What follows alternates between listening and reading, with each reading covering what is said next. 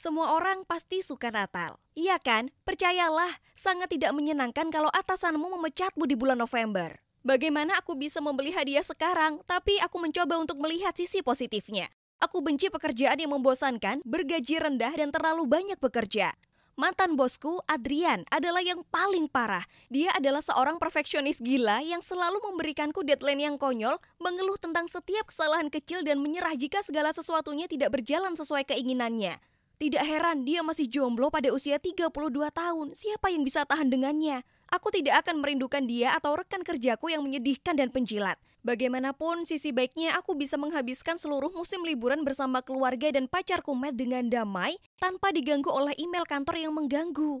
Sebenarnya aku sudah mengundang Matt untuk makan malam Thanksgiving bersama orang tuaku dan berencana menghabiskan akhir pekan yang nyaman ini bersama orang yang aku cintai. Kemudian, sehari sebelum Thanksgiving, aku mengemasi mobilku dan hendak pergi menjemput Matt ketika ponselku berbunyi. Sonia, menurutku Thanksgiving bukan ide yang bagus. Menurutku kita perlu waktu untuk sendiri-sendiri. Semoga hari-harimu menyenangkan. Sampai jumpa lagi. Apa? Apakah dia baru saja putus denganku melalui SMS? Aku langsung meneleponnya, tapi dia mematikan ponselnya. Hebat sekali. Di sini aku terjebak di rumah selama periode Thanksgiving dan Natal, menjadi seorang pecundang yang menganggur dan tidak punya pacar. Lebih parah lagi, adik perempuanku Gina punya pacar yang selalu memujanya. Ini sangat tidak adil. Suatu malam orang tuaku keluar untuk membeli pohon Natal dan Gina mengajak pacarnya untuk membantu memasang lampu dan dekorasi Natal.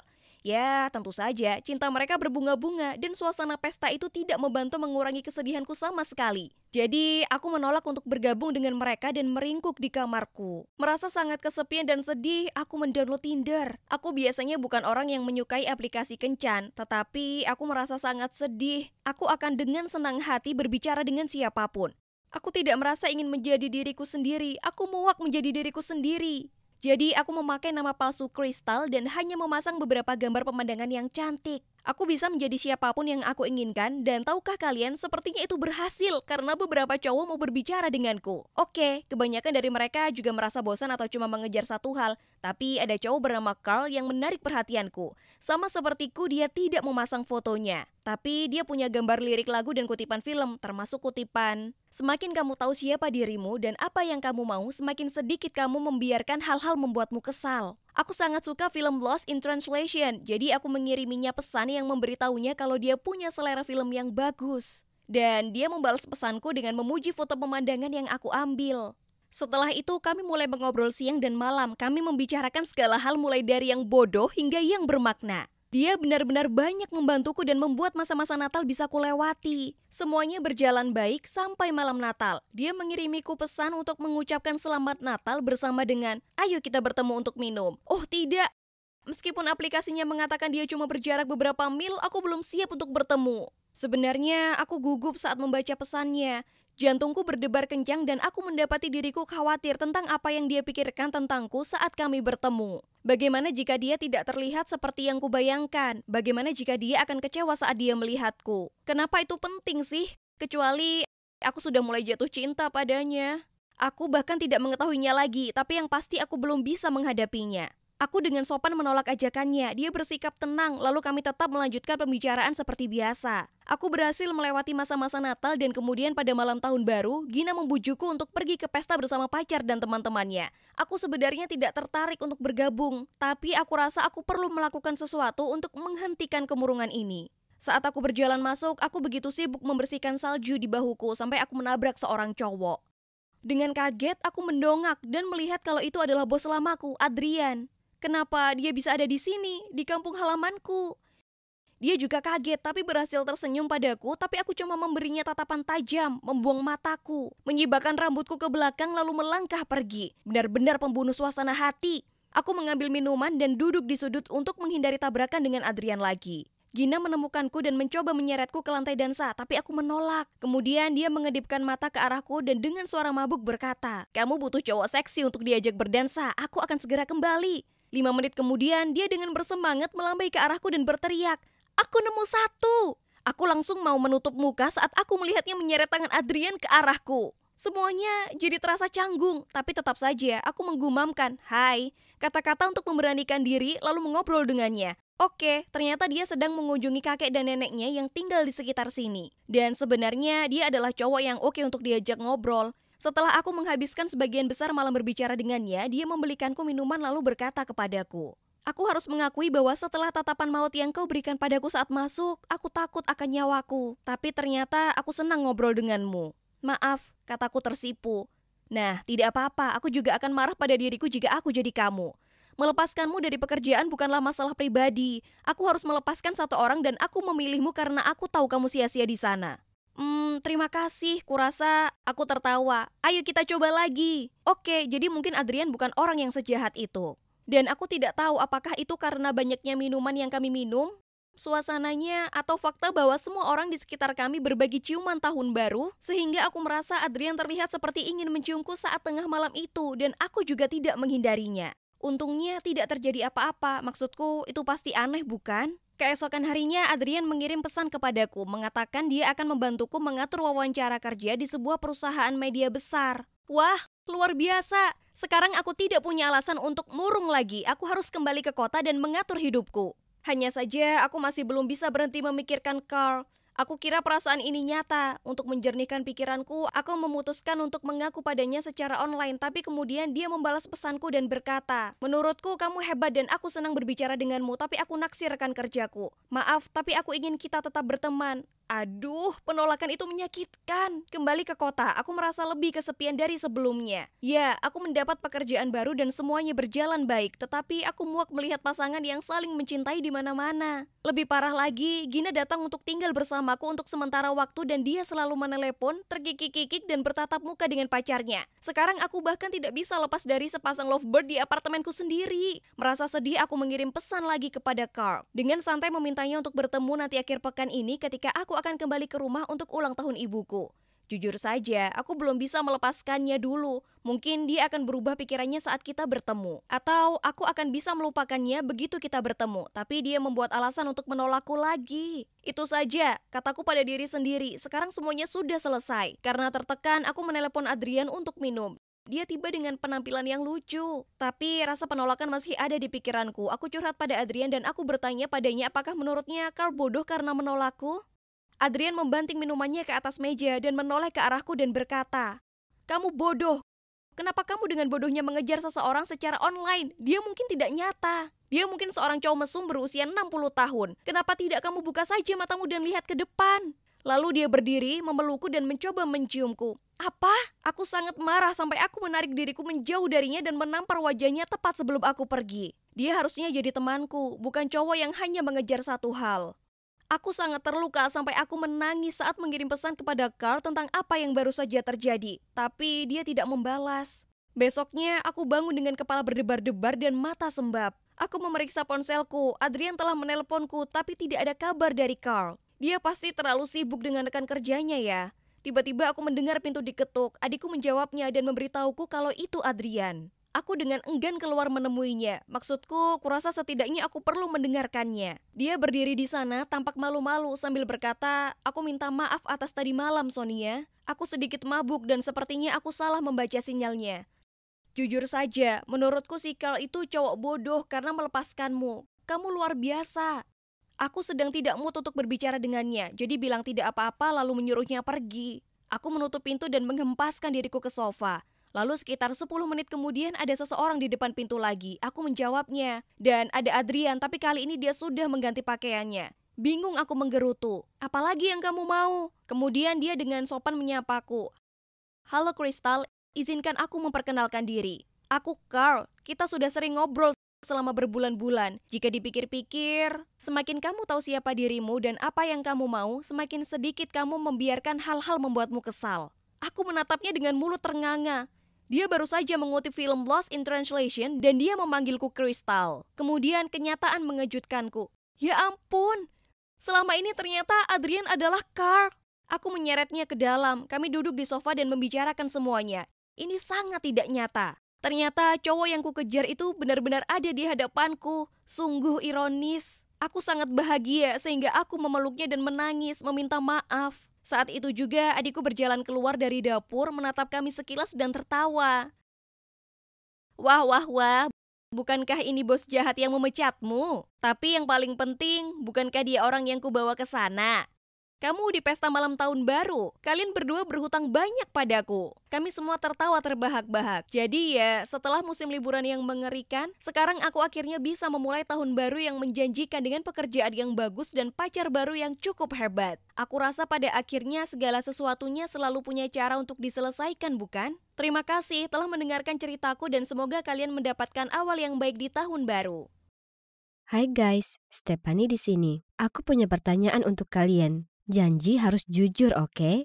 Apa kalian pernah naksir dengan salah satu dosenmu? Kalau ya, kurasa kalian bisa memahami ceritaku. Akan kuceritakan pada kalian tentang cowokku yang sangat sempurna, Joseph. Aku berusaha keras untuk dapatkannya, tapi percayalah padaku, dia begitu berharga di tiap detiknya. Jadi, ini dimulai tahun lalu saat aku jadi mahasiswa tahun kedua di kampus jurusan seni pertunjukan. Kalau bicara soal cowok seumuranku, membosankan sekali. Aku nggak begitu perhatikan mereka karena mereka itu sangat kekanakan dan jujur saja mereka membuatku jengkel. Jika aku harus memilih pacaran dengan cowok brengsek yang nggak dewasa atau tetap melajang selamanya, maka nggak perlu ada perdebatan. Suatu hari aku sedang di rumah sahabatku Susi. Kami sudah berteman sedari dulu dan meskipun kami sekarang kuliah di kampus yang berbeda, kami masih sering ketemu. Saat kami sedang makan burger homemade lezat buatan Susi, kami ngobrol soal kuliah, pakaian, cowok, kalian tahu kan semacamnya. Saat itulah Susi cerita padaku soal dosen baru di kampusnya yang bernama Joseph. Dia jabarkan kalau dia itu sangat tampan, tinggi, pintar, atletis, dan punya motor sendiri. Dia terdengar terlalu indah untuk jadi nyata, jadi aku yakin kalau pasti ada kekurangan. Mungkin dia punya jerawat membandel atau mungkin dia sudah beristri dengan 3 orang anak atau apa. Dia nggak jerawatan, dia belum menikah, dan dia tampangnya seperti ini. Dia mengangkat HP-nya. Terlihat gambar seorang pria yang sungguh sangat seksi. Ku ambil HP itu darinya dan scrolling foto-foto di sosial medianya.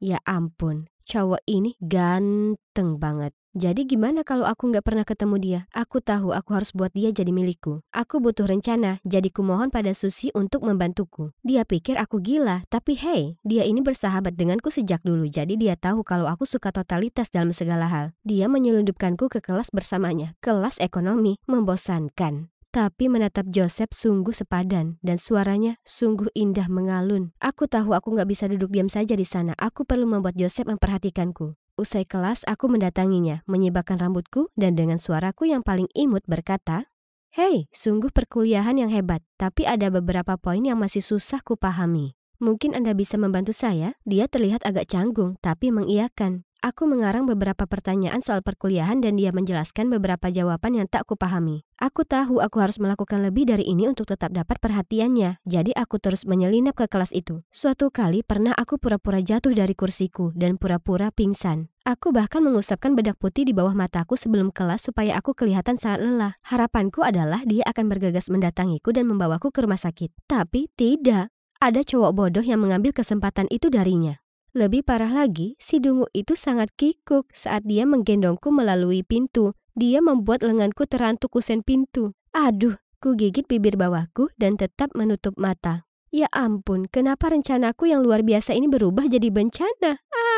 Ku buka mataku tepat waktu untuk menyaksikan suster mendekat padaku dengan jarum suntik besar. Aku menjerit, melompat dari tempat tidur dan mengatakan padanya aku sudah merasa lebih baik. Meskipun rencana pura-pura sakitku ini gagal, aku segera mendapat ide lainnya. Suatu hari, aku menusuk ban sepedaku sendiri, lalu pura-pura menuntun sepedaku dengan sedih ke parkiran dan meminta Joseph untuk memberiku tumpangan. Dia menggelengkan kepala, mengatakan dia terlalu sibuk, lalu melesat pergi dengan motornya. Aku berdiri di sana nggak bisa berkata-kata. Parahnya, aku harus menuntun sepedaku sepanjang perjalanan pulang. Di lain waktu, aku menunggu sampai hanya ada dia dan aku di kelas. Kemudian saat aku berjalan melewatinya, aku jatuhkan buku-bukuku. Lalu aku bilang, "Oh tidak, cerobohnya aku." Saat aku menunduk untuk memungutnya, oh ya, aku juga memakai celana jeansku yang ketat. Aku rasa gak mungkin dia bisa menolakku yang sedang memakainya. Dia bahkan gak membantuku memunguti buku. Sebaliknya, dia batuk menjernihkan suaranya lalu bilang, "Apa kamu bisa cepat? Sekarang waktu istirahatku, dan aku belum makan sejak sarapan." Tipikal. Aku lagi ada di sana kelihatan seksi dan yang dia pikirkan hanyalah soal perutnya. Aku nggak akan menyerah sekarang. Aku nggak mendatangi banyak perkuliahan yang membuatku menguap dengan tanpa hasil. Jadi, terima kasih atas pencarian sosial mediaku. Aku tahu hari ulang tahun Joseph sebentar lagi. Di hari ulang tahunnya, aku mengikuti perkuliahannya. Suatu takdir. Jadi, kubawakan dia kue dan membuat seluruh kelas menyanyikan selamat ulang tahun padanya. Kemudian aku mengumumkan aku punya kejutan ulang tahun untuknya. Dan aku menyanyikan lagu Lewis Capaldi berjudul Someone You Love. Si isi kelas bersorak-sorai, tapi dia cuma memandangi bangkunya. Oke, jadi ini mulai membuatku frustasi. Apa yang kubutuhkan untuk mendapatkan perhatian pria ini? Ya ampun, aku sudah mencoba semuanya. Di hari Jumat, salah satu teman kuliah Susi mengadakan suatu pesta. Jadi aku ikut serta. Aku duduk di pojokan dan mengeluh pada Susi bagaimana aku merasa nggak ada perkembangan dengan Joseph. Aku cuma nggak paham. Apapun yang kulakukan, dia nggak pernah peduli. Aku mengeluhkan. Susi, apa sebaiknya aku terus mendekatinya? Dia bahkan nggak memperhatikanku. Dia sungguh pria yang tangguh, kau tahu, seperti sepatu but tua. Nyatanya, sebuah batu saja punya lebih banyak kepribadian. Kemudian Susi memberiku tanda. Tapi aku terus bicara, dan mungkin dia itu gay atau apa? Seperti kau lihat kan, dia nggak menunjukkan ketertarikan pada perempuan. Itulah saat Susi memukul lenganku dan saat aku menongak ke atas. Aku benar-benar sangat kaget. Joseph tepat di sana sedang menatapku. Saat aku terpaku kaget, dia menggelengkan kepala kemudian berlalu pergi. Tanpa pikir panjang, aku langsung berdiri, bergegas mengejarnya lalu minta maaf. Dia mengacuhkanku dan naik ke motornya. Jadi aku naik ke belakang motornya dan menolak untuk bergerak. Tolong, saya nggak sungguh-sungguh dengan yang saya katakan. Tolong, dengarkan dulu. Aku memohon. Pada akhirnya, dia memberiku helm dan menyuruhku memakainya. Gak bisa tidak, aku merasa senang. Aku ingin sekali naik motornya sejak pertama kali melihat fotonya naik motor itu. Ya Tuhan. Sekarang ini sungguh terjadi. Oke, jadi ini gak seperti yang kubayangkan, tapi tetap saja ini luar biasa. Dan aku memastikan tanganku memeluk erat pinggangnya. Murni karena alasan keamanan tentu saja. Setelah sekitar 10 menit dia berhenti di jalan yang sepi. Kukira dia akan memakiku, tapi sebaliknya dia berbalik dan tersenyum padaku. Wow, tanpa cemberut di wajahnya, dia terlihat semakin seksi. Jadi, apa yang kau bilang soal aku tadi? Dia bertanya.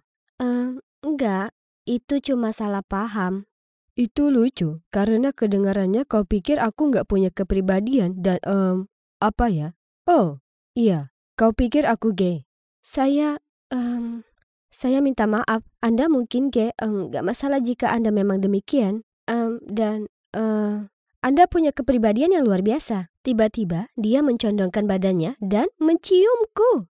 Ya Tuhan, sungguh luar biasa. Aku sangat kaget tapi senang sekali, walaupun aku nggak tahu apa yang terjadi. Segera saat dia menarik diri, kutarik dia lagi supaya kami bisa melanjutkan berciuman. Kemudian dia berkata, Aku bukan gay dan aku suka berpikir kalau aku punya kepribadian yang mempesona. Aku cuma suka bermain-main denganku, namun sepertinya masih perlu waktu yang lama untukmu jadi lebih dewasa. Tapi nggak apa, akan kupelajari kau nanti. Jadilah pacarku. Ternyata dia juga memperhatikanku, tapi dia ingin lihat dulu apa yang terjadi. Dan juga dia pikir aku perlu tumbuh lebih dewasa lagi karena perilakuku walaupun lucu tapi juga sedikit kekanak-kanakan. Tapi dia juga merasa tersanjung dengan usaha yang kulakukan untuk dapatkan perhatiannya. Dia mengatakan kalau dia datang ke pesta itu karena mendengarku membicarakannya di kampus dan dia ingin datang hanya karena aku. Aku nggak datang ke kelasnya lagi, yang membuatku jauh lebih punya waktu untuk berkonsentrasi pada perkuliahanku yang sebenarnya. Tapi kami sekarang resmi pacaran dan aku senang sekali. Jadi ini adalah cerita tentang bagaimana aku akhirnya punya pacar paling seksi yang pernah ada. Saranku pada kalian adalah jadilah berani dalam mengejar cinta. Karena jika kalian cuma duduk-duduk saja menunggu cinta itu jatuh di depan pintumu, kalian akan menunggu selamanya. Ayo, pasti bisa. Itulah yang kulakukan dan betul-betul berhasil untukku. Jadi nggak ada alasan itu nggak akan berhasil untuk kalian juga. 5, 6, 7, 8. Wah, sayang, kau hebat sekali. Oh, tidak, aku lupa hitunganku. Berapa lama dia sudah berdiri di sana? Oh, maaf, aku tak bermaksud mengagetkanmu. Bisakah kau ajari aku beberapa gerakan? Aku ragu, tapi aku tak ingin terdengar jahat. Jadi, tentu, Carol. Masuklah. Akan kutunjukkan gerakan dasar. Kulakukan beberapa gerakan sederhana untuk dia ikuti. Tapi astaga, dia buruk sekali. Melihat wanita paruh baya yang tak langsing ini mencoba gerakan front lunge dan high V, bukan sesuatu yang kau lihat setiap hari. Tapi, kuhargai upayanya untuk lebih mengenalku. Oh, maaf, Kalian pasti bertanya-tanya kenapa aku panggil ibuku dengan nama pendeknya. Nah, sebenarnya dia bukan ibuku. Dia ibu tiriku. Kalian tahu, ibuku meninggal saat aku 10 tahun. Kemudian, tahun lalu saat usiaku 15 tahun, ayah mulai menemui seseorang lagi dengan bantuan Mak Comblang. Karena dia mengira penting bagiku memiliki sosok ibu, dan itulah bagaimana ia akhirnya menikahi Carol. Aku menikmati waktu kebersamaan dengan Carol, tapi dengan cepat jadi agak tak nyaman. Dia menontonku latihan gerakan cheerleader tiap malam, mulai ngobrolin cowok di sekolahku, dan juga memaksa maraton nonton serial TV bersamaku. Ya, kalian semua pasti tahu betapa canggungnya saat ada orang dewasa duduk di sebelahmu, sementara muncul adegan ciuman romantis di layar, ya kan? Tuhan, aku butuh privasi. Kemudian suatu kali aku tiba di rumah dari sekolah mendapatinya berada di kamarku, melihat-lihat make upku. Donna, sayang, bagaimana caranya kau pakai ini? Oke, ini agak berlebihan. Ia kelewat batas di sini, mengotak-ngatik barangku tanpa izin. Tapi aku tak bisa marah juga padanya. Kalian tahu, Carol itu definisi dari ibu rumah tangga yang ideal. Ia sosok wanita baik hati, dan ia selalu menjaga rumah tetap bersih dan masak makanan yang lezat. Mungkin ia habiskan terlalu banyak waktu melakukannya sampai tak punya waktu merawat penampilannya. Hei, semua orang pantas merasa cantik, ya kan? Jadi, kutunjukkan padanya bagaimana cara memakai makeup. Carol, kau lakukan banyak hal untuk ayah dan aku, jadi kurasa ini waktunya kau merawat dirimu sendiri. Bagaimana kalau kita ke mall besok? Aku mau sekali. Kukira aku melakukan hal baik untuknya. Aku tak tahu kalau ini awal mula dari sesuatu yang gila. Hari berikutnya di mall, aku mengajaknya ke toko pakaian di mana wanita seusianya belanja. Kuangkat sebuah blus cantik tapi dia menggelengkan kepalanya. Kemudian yang membuatku sangat terkejut, ia memaksa kami pergi ke toko The Pull and Bear di sebelahnya. Tapi Carol, ini untuk remaja. Tapi dia tetap menggiring kami ke sana. Lalu dia menunjuk sebuah pakaian dan bertanya apa aku bisa mencoba itu untuknya. Aku ingin hari ini untuknya, bukan aku. Tapi, oke, selama dia senang, aku keluar dari ruang ganti dan berputar. Dan penjaga toko langsung memujiku. Lalu, Carol tiba-tiba menengok ke penjaga toko itu dan memintanya mengambilkan baju yang sama dalam ukuran XL. Apa? Apa dia akan memakainya juga? Carol dengan malu-malu melangkah keluar dari tirai dan bertanya, "Jadi, bagaimana menurutmu?" Aku terpaku sesaat. Maksudku, lihatlah dirinya. Dia tampak konyol, tapi aku tak bisa katakan itu padanya. Jadi dengan enggan kuacungkan jempol padanya. Dan seperti itulah, Carol membelikan kami baju-baju yang sama persis. Tapi ada lagi. Dia menyarankan agar kami memakainya sekarang juga, saat kami masih di mall. Aku berseru, apa tak sebaiknya kita simpan untuk acara khusus? Tapi keputusannya sudah bulat. Jadi inilah kami. Anak perempuan dan ibu tiri yang sedang berjalan di mall dengan baju kembaran. Bisa kurasakan semua mata tertuju pada kami. Kami bahkan berpapasan dengan salah satu temanku dan dia salah duga Carol itu sepupuku. Paling tidak sampai dilihatnya wajah Carol. Cewek malang itu seperti baru saja melihat Annabelle. Carol tentunya tersanjung karena di perjalanan pulang dia tersipu sambil berkata, "Kalau dipikir, temanmu mengira aku ini sepupumu. Sebaiknya ku pakai baju sepertimu lebih sering, itu membuatku lebih mudah. Dan aku tak bercanda dengan kalian. Dia benar-benar serius." Sejak saat itu, ia mulai berdandan seperti ABG. Atau lebih tepatnya, sepertiku. Persis sepertiku. Rupanya, hanya aku yang menganggap itu aneh di rumah ini. Karena ayahku tak berkomentar apapun. Aku perlu bicara dengannya. Atau kalau tidak, seseorang di sekolah akan melihat dan mengolokku. Jadi malam itu, aku turun ke bawah melihat Carol duduk di sofa, membaca majalah. Kuhela nafas dalam-dalam dan berkata, Carol, bisakah kita? Oh, hai sayang, dengar. Aku sedang memilih kue untuk pesta ulang tahunmu yang akan datang. Kuharap itu tak apa. Oh, tidak. Kenapa dia selalu bersikap sangat manis dan baik? Ini membuatku merasa sangat tidak enak. Dia sudah berbuat sangat banyak untukku dan yang kulakukan hanyalah mengeluh. Jadi jelas saja, aku tak membahas soal ia meniru gayaku. Itu hanya masalah sepele, ya kan? Sebaliknya, aku duduk di sampingnya dan kami membicarakan tentang pesta ulang tahun itu. Kemudian ia tunjukkan beberapa gaun cantik di ponselnya dan memintaku untuk memilih salah satu untuk pestaku. Aku sangat suka yang ini. Carol tersenyum. Oh, itu kelihatan cantik sekali. Pilihan yang bagus, sayang. Bayangkan betapa memukaunya kita memakai ini. Kita? Oh, tidak lagi. Itu harus sekarang atau tidak sama sekali untuk bicara dengannya tentang ini. Carol, kurasa sebaiknya kita tidak. Tapi persis di saat itu, ayah datang dari kantor. Kenapa kalian berdua masih bangun larut malam begini? Sebelum aku bisa berkata apapun, Carol lari ke arahnya. Donna dan aku akan pakai gaun ini di pesta ulang tahunnya. Bagaimana menurutmu? Bagus. Apapun yang membuat para gadisku ini senang. Aku tak bisa menghadapi rasa malu karena berpakaian sama dengan Carol sekali lagi. Di hari spesialku, aku harus lakukan sesuatu. Aku punya rencana, tapi waktunya harus tepat. Jadi, di hari pestaku, saat Carol menyetrika bajunya, aku segera masuk dan bilang padanya kalau kurir baru saja mengirim kue yang salah. Carol panik, lalu segera turun ke bawah. Hah, berhasil. Sekarang mari kita mulai. Dan, ya, 10 menit kemudian, seperti yang kuduga, kami semua mendengar jeritan keras dari atas. Aku dan ayah segera masuk dan melihat Carol duduk di tempat tidur menangisi gaun itu. Sayang, apa yang terjadi? Dia mengangkat gaun itu. Lihat, ini rusak. Ada bekas terbakar berbentuk setrikaan di atasnya. Ya, kalian menduganya. Itu semua ulahku. Saat Carol meninggalkan ruangan, kuputar suhu setrika jadi maksimal. Ya Tuhan, aku harus benar-benar mencubit diriku sendiri supaya tak tertawa. Tapi tiba-tiba, Carol melihatku dan dengan nada serius berkata, "Kau perlu berganti baju yang lain." Apa? Dia tak mungkin serius, ya kan? Tak apa, Carol. Kau bisa memakai gaun yang lain. Aku tak keberatan. Tidak, ini tak baik-baik saja. Kita sudah rencanakan ini. Ambil gaun biru yang kita berdua punya. Dengar, kurasa kita sebaiknya tak memakai gaun yang sama. Itu aneh. Kemudian ayahku memotong. Tak ada waktu untuk berdebat. Para tamu sudah menunggu di bawah. Jadi Donna, sana ganti pakaian. Sulit dipercaya. Ini sangat memalukan. Semua kerabatku memuji kami, tapi aku tahu mereka pasti menertawakan dalam hati. Teman-temanku sebaliknya mendengus dan mengataiku kami terlihat seperti versi hemat si kembar Olsen. Kupikir hari itu sudah jadi mimpi buruk. Tapi kemudian jadi makin menyebalkan saat ia bahkan meniru perilakuku. Suatu sore, pacarku, Thomas, datang dan kami semua makan pizza di ruang tamu. Aku menggigit dan berkata, "OMG, enaknya." Dan berikutnya yang ku tahu, Carol mengutip kata-kataku saat dia menyesap diet kok miliknya. Lebay.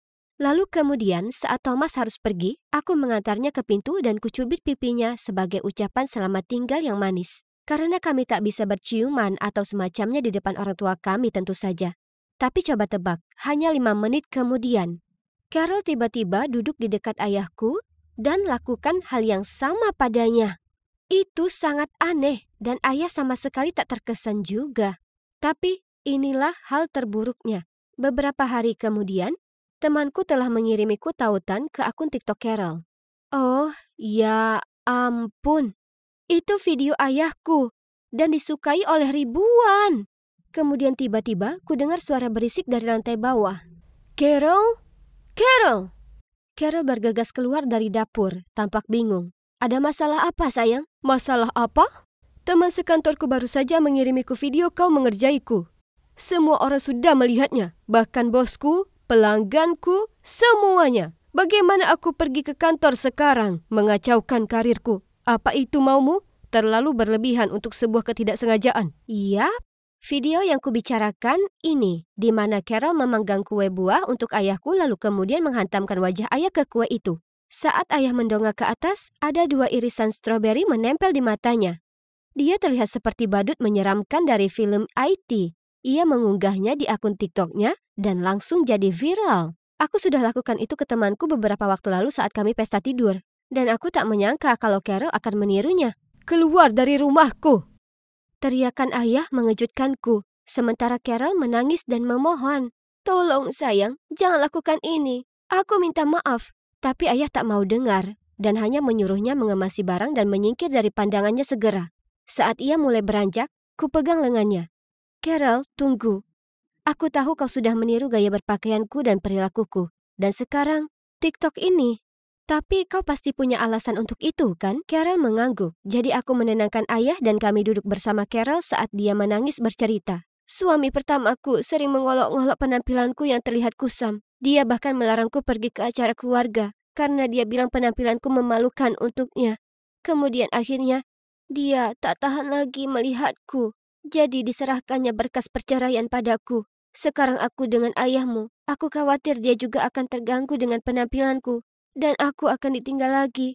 Tapi dia mengagumimu. Karena itu kupikir kalau aku berusaha jadi lebih sepertimu, maka ayahmu akan mengagumiku juga. Ya Tuhan, mantan Carol itu sungguh brengsek.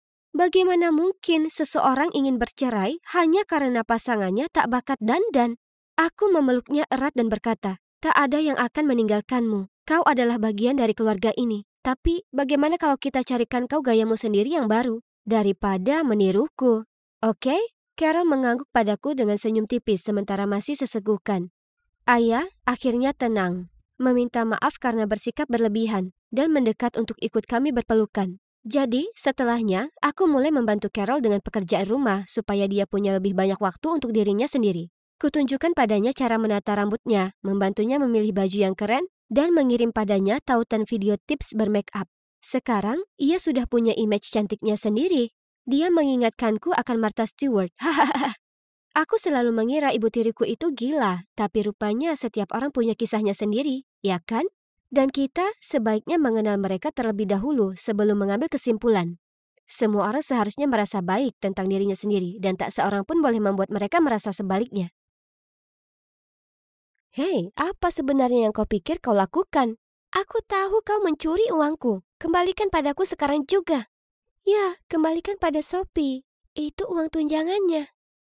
Uang apa? Aku tak tahu soal uang apapun. Aku mengangkat bahu sambil berjalan menuju ranjangku, mengabaikan wajah marah Sophie. Setelah itu, aku harus dengarkan Sophie sampaikan tuduhannya padaku.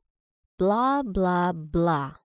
Aku tahu itu hanya karena aku ini tomboy. Jadi pastinya kalau cewek memilih rambut pendek dan pakai baju kedodoran, maka dia pasti pencuri?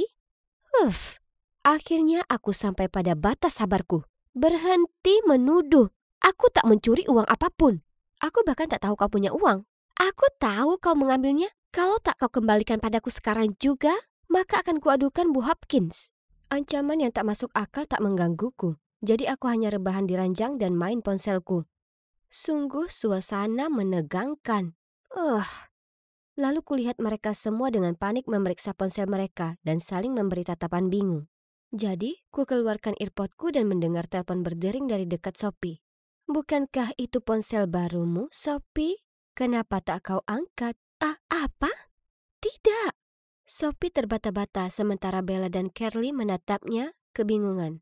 Aku jalan ke arah Sophie, mengangkat bantal itu, dan iya, di sana ada iPhone 13 Pro Max yang baru. Jadi, Sophie, jika tak ada masalah dengan ponsel barumu, maka kenapa kau merasa sangat perlu menyembunyikannya dan tak menjawab panggilanku?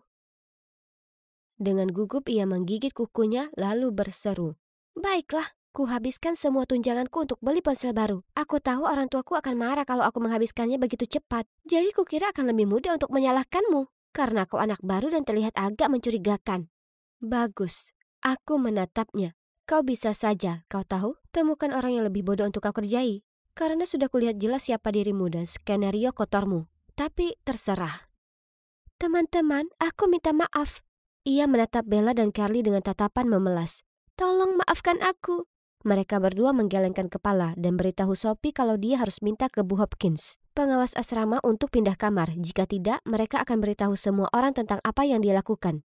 Jadi dengan marah Sophie berkemas lalu pindah. Saat ruangan sudah terbebas dari Sophie, Carly dan Bella minta maaf padaku, lalu membantuku merapikan barang-barangku. Aku tersenyum ke mereka. Jangan khawatir, tak masalah. Setelahnya, mereka tak henti memuji pakaian dan gayaku. Dan betapa pintarnya aku. Hal ini sangat menyanjung. Tapi dari luar aku tetap bersikap datar. Akhir pekan itu, sekolah membawa kami keluar berkegiatan di hutan. Guru kami mengadakan perburuan harta karun dan membagi kami jadi beberapa kelompok. Aku akhirnya sekelompok dengan Carly, Bella, dan 2 orang gadis lainnya. Guru memberi Bella peta. Dia memegangnya dengan cara yang salah. Kurasa peta ini rusak. Aku tertawa kecil, mengambilnya. Lalu menggunakan petunjuk pertama yang kami dapatkan. Aku segera tahu bahwa kami perlu jalan 100 langkah ke timur dan temukan sebuah pohon di tepi danau. Ternyata semua petunjuk yang lain sama mudahnya dengan yang pertama. Dan segera kami selesaikan permainan. Di urutan pertama. Semua orang melongo dan bertepuk tangan padaku. Ini sih gampang sekali. Kami dalam perjalanan kembali ke kamar asrama saat Carly menghampiriku dan berkata, "Hey Sam, kau hebat sekali hari ini." Oh, itu bukan apa-apa. Permainan teka-teki adalah kesukaanku. Hei, aku punya ide. Ayo kita bentuk tim detektif. Karena sekolah kita masih punya beberapa kasus yang belum terpecahkan. Itu ide bagus. Dengan gabungan pikiran Sherlock Holmes kita, tak ada yang tak mungkin. Lalu kami bertiga saling pandang dan tertawa. Aku mengangguk setuju. Maksudku, agen detektif terdengar menyenangkan. Dan itulah bagaimana tim detektif CSI lahir. Kepanjangan dari Caroline, Samantha, dan Isabella. Tentunya. Awalnya, semua orang menertawakan kami karena mereka pikir grup ini omong kosong. Tapi kemudian, saat ujian matematika dicuri, dan lewat keterampilan investigasi ahli kami mengaitkannya ke Aubrey, siswa terbaik di kelas. Hei, kami bahkan menangkap orang aneh yang menyelinap ke sekolah kami untuk memata-matai para cewek. Dan hanya soal waktu sampai semua orang mulai mengakui kemampuan kami. Suatu hari, kami bertiga berdiri di loker saat serangkaian alarm pesan berbunyi. Ternyata, di halaman pengakuan milik sekolah, kami terdapat postingan baru yang menyatakan kalau Liam, anak laki-laki terpopuler di sekolah, telah merayu dan menipu banyak gadis. Mereka juga memposting beberapa surat cinta yang diselipkan Liam ke loker para cewek untuk memanipulasi mereka supaya mau memberinya uang. Pesan itu menunjukkan, aku tak sabar mengajakmu kencan spesial tapi kartu debitku tak bisa dipakai. Jika kau pinjamkan milikmu, aku akan memastikan kencan kita luar biasa. Aku janji. X. Ya Tuhan, ini sulit dipercaya. Pada saat itu, kurasakan ada tepukan di pundakku. Lalu aku berbalik dan melihat Liam tampak cemberut berdiri di sana. Tolong, kau harus membantuku. Ini tuduhan palsu. Tolong bantu temukan siapa yang melakukannya. Dan kalian tahu, tentu saja kami semua langsung mengangguk. Tidak ada yang bisa menolak membantu cowok setampan Liam. Oh, maksudku kami ini tim detektif yang terkenal di sekolah. Jadi tak bisa mengabaikannya. Ya kan? Ya, benar saja. Aku memutar mataku. Aku tak salahkan Carly karena suka dengan Liam. Maksudku, semua orang menyukainya. Kurasa, bahkan aku juga. Bella kemudian menyela lamunanku. Ayo teman-teman, fokus pada pekerjaan kita. Kurasa orang yang lakukan itu pasti punya semacam dendam ke Liam. Semua orang setuju dan mulai menginvestigasi. Yang membuatku menyelinap ke asrama Liam dan mengacak-ngacak tempat sampah. Bingo, kutemukan secari kertas yang dirobek-robek berisi pesan yang harusnya dikirim Liam ke korbannya, dicoret dengan tinta hijau. Lalu, siapa yang kebetulan ada noda hijau di tangannya? Tak lain adalah James, salah satu teman sekamar Liam. Ternyata, James melakukan ini karena iri dengan popularitas Liam. Betapa licik. Nah, kesibukan ini membuat grup detektif kami semakin terpercaya. Kami sebenarnya punya fanbase sendiri dan aku selalu tak sengaja dengar anak-anak lainnya membicarakan hal baik tentang kami. Bagian terbaiknya, Liam sangat berterima kasih pada kami sehingga lebih sering nongkrong dengan kami. Kami bahkan ke taman dengannya di suatu akhir pekan dan dia belikan kami semua es krim. Carly terus saja memilih rambutnya dan menatapnya terpesona. Jadi cewek santai, aku sebatas tersenyum dan berkata thanks. Satu-satunya yang sepertinya tak terkesan dengan Liam yaitu Bella. Mengambil es krim itu, memaksa tersenyum sopan lalu cuek kepadanya. Biar, paling tidak akhirnya satu kompetitor berkurang untuk dapatkan perhatian Liam. Suatu hari, kami sedang makan siang. Saat kami tak sengaja dengar cewek-cewek di meja sebelah bicara tentang cewek yang melihat hantu di lab kimia. Dan itu sangat membuatnya ketakutan sampai tak mau keluar dari kamarnya berhari-hari. Menurut yang lain, legenda hantu ini sudah ada sejak lama. Nah, itu terdengar seperti tugas untuk CSI. Tapi Bella langsung melipat tangannya dan menggelengkan kepala. Tidak, aku tak ikut. Tak ada hantu di dunia ini. Dengan tegas aku berkata, ya, jadi kita harus pergi dan meluruskan ini. Tapi tak peduli berapa keras aku dan Kelly berusaha membujuknya, ia menolak mentah-mentah. Apa kau tahu kutukannya? Jika ada seorang pun mencari hantu ini, mereka akan dikutuk dan akan sial selama sisa hidupnya. Bukankah kau baru saja bilang tak ada hantu di dunia ini? Lalu kenapa kutukan bodoh itu mengganggumu? Sebenarnya aku takut hantu. Kupandang Bella, berusaha untuk tertawa. Oke, kalau begitu kau tetap di ruangan. Lalu aku dan Carly pergi membahas rencana malam itu. Kami sedang sembunyi di pojok lab kimia. Ya ampun, membosankan di sini. Dan aku cukup lapar. Seharusnya aku membawa camilan. Tiba-tiba, angin dingin bertiup melalui kami. Itu membuatku bergidik. Kali menggoyang tanganku lalu berbisik, "Sam, ayo kembali ke asrama." Shh. Aku mendengar sesuatu. Langkah kaki. Lalu kurasakan sentuhan di bahuku. Aku menatap Carly. Lalu kami berdua menjerit dan melesat ke pintu. Gedebuk, kami menabrak sesuatu dan terjatuh ke lantai. Aku segera bangkit dan melihat Carly dengan matanya yang terpejam dan berdoa. Tolong hantu, maafkan kami."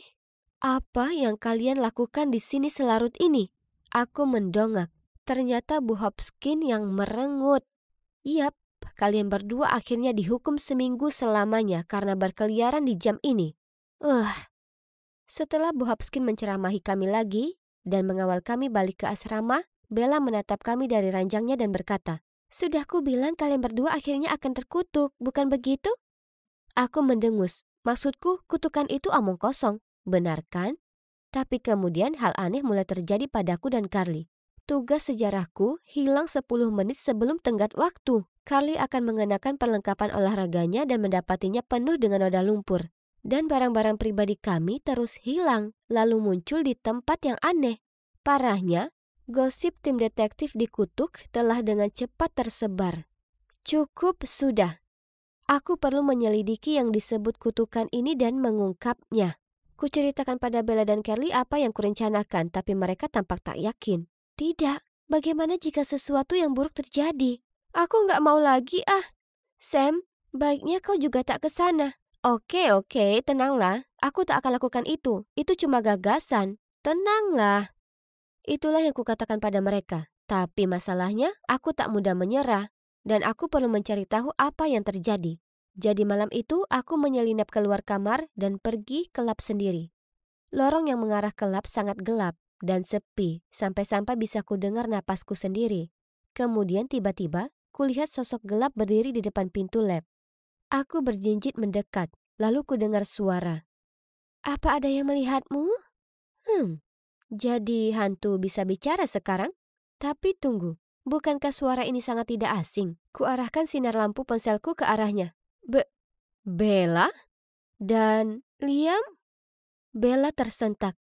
"Dengarkan aku dulu, ini tak seperti yang kalian kira." Oh ya Tuhan, apa temanku telah mengkhianatiku selama ini? Aku segera berbalik dan cepat pergi. Bella mencoba mengejarku untuk menjelaskan, tapi aku tak mau dengar. Rupanya itu dia selama ini.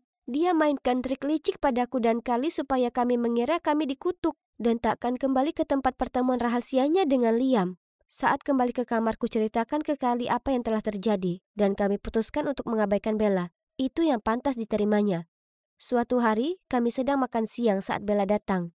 Kami berdua hendak beranjak, tapi Bella buru-buru berkata, "Tolong beri aku kesempatan untuk menjelaskan." "Tak perlu jelaskan. Kami tahu yang kau lakukan." "Aku tahu aku mengacau. Tapi itu karena aku takut kalian akan bereaksi seperti ini dan aku tak ingin kehilangan pertemanan kita." Kuletakkan nampan itu, lalu duduk dengan enggan. "Aku sudah pacaran dengan Liam selama beberapa waktu. Kami akan go publik. Tapi kemudian kulihat kalian berdua menyukainya. Dan aku khawatir kau akan marah padaku dan tim detektif kita akan bubar." "Tuhan, kau ini idiot. Kau pikir kami seegois itu?" "Ya, memang. Kami agak naksir Liam. Tapi jika kau beritahu kami kau pacaran dengannya, kami pasti baik-baik saja dengan itu." Mendengar itu, Bella terlihat malu. Lalu, dia memberi senyuman berdamai. Kemudian kami semua saling berpelukan dan berjanji kalau sejak saat ini tak akan ada lagi rahasia di antara kami. Dan tentu saja, tim detektif CSI masih aktif. Dan bahkan sekarang ada anggota baru, si cowok ganteng. Yap, kalian menebak dengan benar. Yang tak lain adalah Liam.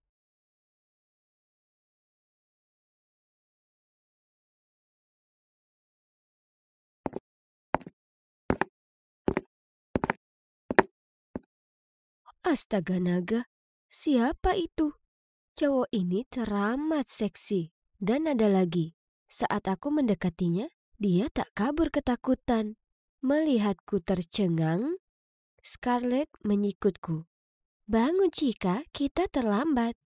Dia terkekeh sambil menarikku ke kelas. Aku melihatnya. Tak pernah kukira akan kutemui hari di mana Margot si pembuat onar jatuh hati karena seorang cowok. Scarlett menggodaku. Aku tersipu dan lidahku benar-benar keluh. Mataku melihat sekeliling dengan canggung. Sayang sekali kau ini pada dasarnya pengusir cowok yang mengajak ngobrol. Ya, benar. Kutundukkan kepalaku berpikir. Dan lalu aku mendongak. Scarlett sedang mengirim pesan. Mungkin beberapa pesan lebay untuk pacarnya Kate. Kusandarkan daguku ke tangan dan menatap keluar jendela saat kudapati diriku sendiri melamunkan cowok tampan misterius itu. Jam berapa ini menurutmu? Apa kau berusaha membuatku terusir dari sini karena menutupimu lagi? Sorry. Aku ada urusan yang sangat penting dengan Alfie. Penting? Hah? Jadi aku bisa terkena masalah membelamu karena kau ingin mainkan lelucon payah dengan si pecundang itu? Enggak. Berapa kali harus kukatakan padamu, kami hanya mengerjainya sekali. Dan bajingan itu benar-benar pantas menerimanya. Soal bajingan tadi, dia itu kapten tim basket. Dan Alfie ini temanku. Oke, dia memang terlihat sedikit menyeramkan, tapi dia itu cowok baik.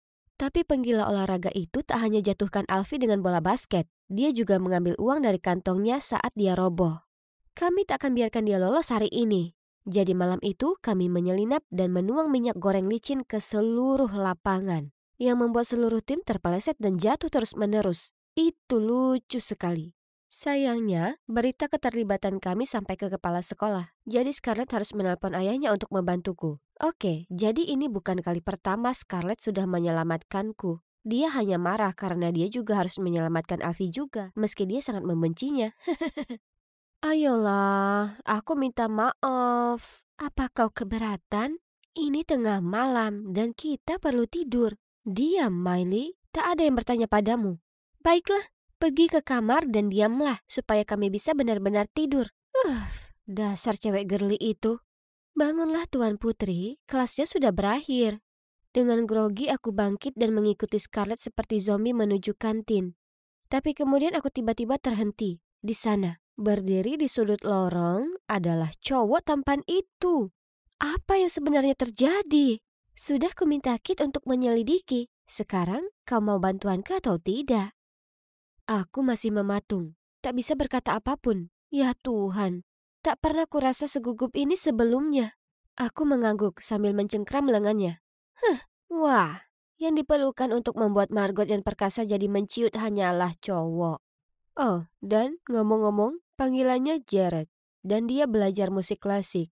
Elegan sekali. Hah? Aku berseru. Musik klasik? Ini menyebalkan. Maksudku, bagaimana bisa cewek sepertiku bisa menggapai levelnya? Jangan khawatir, aku akan membantumu. Lalu dia mengubah sikapnya. Dengan satu syarat. Kau tahu tidak, Scarlett menyuruhku berhenti bergaul dengan Alfie. Karena itu tak baik untuk image feminin yang kuperlukan untuk dapatkan perhatian Jared. Ditambah aku tak diperbolehkan melampaui jam malam asrama. Jika kulanggar peraturan ini, maka dia tak akan mau membantuku lagi. Baiklah, aku setuju. Maaf Alfie. Kau harus lanjutkan sendiri tanpaku. Kit berteman dengan Jared dan memintanya untuk datang ke sekolah kami lagi untuk memeriksa piano di ruang musik. Saat muncul ups yang darurat, dia akan tinggalkan Jared denganku yang ternyata sedang berjibaku dengan piano itu.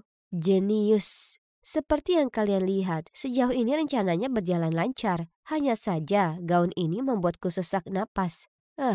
Tapi berada dekat Jared seperti malah makin membuatku sesak. Untung dia ramah. Jadi dengan mudah kami mulai ngobrol. Dan sekarang dia main piano untukku. Apa kau punya rencana sepulang sekolah? Tidak, belum. Aku akan ke kafe musik di kota. Apa kau mau ikut? OMG, tentu saja aku berkata iya. Apa ini terhitung sebagai kencan pertama? Kami sangat bersenang-senang. Aku berada di langit ke-7. Dalam perjalanan pulang, aku tertegun saat melihat Alfie menyeberang jalan. Melihatku dengan Jared, Alfie melotot padaku dengan tatapan mata membelalak marah. Ku beri tanda shh dan dia berpaling. Tak heran, ponselku berbunyi. Kau acuhkan aku untuk pergi dengan cowok banci itu? Dan ada apa dengan pakaianmu? Astaga, Alfie pastinya marah tapi tak bisa kuurus ini sekarang. Aku janji ke Scarlett aku tak akan bicara dengannya lagi. Jadi ku acuhkan pesan itu dan berjalan lurus melewatinya. Segera saat aku sampai di asrama, Cewek-cewek menyoraki dan bertanya bagaimana kencannya. Mereka sepertinya senang untukku. Jadi, kapan kencan selanjutnya? Dia memintaku untuk datang ke sekolahnya besok dan kami akan makan malam. Ah! Para cewek berteriak bersamaan. Sungguh mengejutkan karena tak kusangka cewek-cewek bawel ini sangat peduli padaku. Aku sangat bersemangat dengan kencan selanjutnya. Jadi aku tiba lebih awal di sekolah Jared mendapatinya berlatih di ruang latihan dengan cewek lain. Aku masuk ke ruangan dengan senyum di wajahku dan Jared memperkenalkanku padanya, Maeve. Lalu dia menyuruhku menunggu di sana dan pergi ke kamar mandi. Si Maeve ini tertawa kecil lalu memandangku ke atas dan ke bawah lalu berkata, "Menyerah saja. Cewek tak sempurna sepertimu tak pantas dengannya." Hah? Apa yang pernah ku perbuat padanya? Marah, kujatuhkan lembaran-lembaran musiknya. Dia memungutnya lalu dengan tegas berkata, "Kau tunggu saja, aku tak akan biarkan kau lolos begitu saja." Lalu dia mendorongku dan bergegas pergi. Lalu saat makan malam, aku tak bisa menahannya. Jadi, Maeve itu... orang tua kami sangat dekat, jadi kami sudah berteman sejak kecil. Dan kini kami berdua belajar musik. Dia kelihatannya sangat menyukaimu. Aku tak yakin soal itu. Kami hanya teman. Jadi, dia tak suka dengan si Maeve? Kurasa, lupakan saja dia. Aku punya kencan yang penting dengan Jared dan aku butuh bantuanmu. Tepat di saat itu, sebuah panggilan dari Alfie masuk. Tapi Scarlett duduk tepat di sebelahku, jadi aku tak bisa mengangkatnya. Setelah beberapa panggilan, dia mengirim pesan padaku. "Kau harus menolongku kali ini. Aku tak bisa melakukannya sendiri." Oh Tuhan, tolong aku. Aku tak tega tinggalkan temanku. Jadi, kuputuskan menyelinap keluar menemui Alfie. Oke, jadi ini tak seperti yang kalian kira. Waktu yang lalu saat aku telat pulang bukan karena kami berbuat hal yang tak berguna. Sebaliknya kami sedang memperbaiki rumah terbengkalai untuk anak gelandangan. Kali ini, salah satu anak itu, Kevin, sedang demam tinggi. Aku harus membantu Alfie meminjam uang dan membawa Kevin ke rumah sakit. Aku berusaha sangat hening saat merayap masuk ke kamar asrama. Tapi aku bersumpah, Scarlett itu orang yang paling mudah terbangun, karena benar saja di sanalah dia menungguku. "Oh, hai Margot, senang kau bisa bergabung dengan kami." "Ya, maaf, itu ada kondisi darurat." "Kau tak bisa menahan diri ya? Kau melanggar perjanjian kita untuk bergaul dengan teman berandalmu itu. Aku tak mau membantumu lagi." Ini menyebalkan, sepertinya aku sendiri. Ini dia. Kencan pentingku dengan Jared. Ayahnya merupakan konduktor di sini, dan dari apa yang bisa kusimpulkan, posisi itu sangat penting. Tanpa Scarlett membantuku memilih gaun yang cocok untuk acara ini adalah mimpi buruk. Oh ya ampun, semua orang terlihat sangat mewah dan berkelas. Aku merasa mencolok, dan jelas ini bukan dunia yang kuinginkan. Tapi senyum lembut Jared sangat menenangkan. Tapi segera, Maeve mendatangi kami. "Jared, sayang, selamat. Kurasa konser ini akan luar biasa." "Oh, kau lagi. Gaun yang bagus." Dia mencoba menjatuhkanku, tapi tetap tenang. Sekarang ambil nafas, ambil nafas. Lalu mereka berdua membahas tentang Mozart, Beethoven. Aku tak paham satu pun. Begitupun keseluruhan konser. Aku juga tak memahaminya. Setelahnya, Jared menuntunku ke orang tuanya. Ya Tuhan, ini menakutkan. Kuberikan buket bunga yang sudah kupersiapkan ke mereka dan memberi selamat atas konser tersebut. Untungnya mereka berdua terlihat sangat ramah dan puas dengan hadiahku. Tapi kemudian Maeve muncul dan memeluk ibu Jared.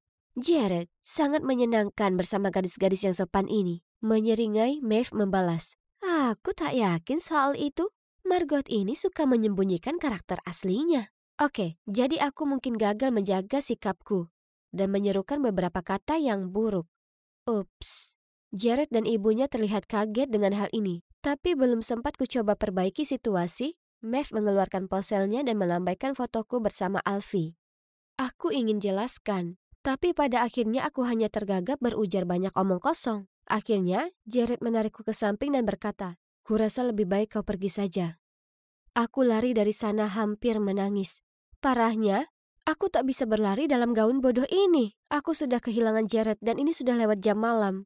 Jadi kalau kembali sekarang, Scarlett akan marah padaku. Jadi kuputuskan kalau aku tak akan kembali.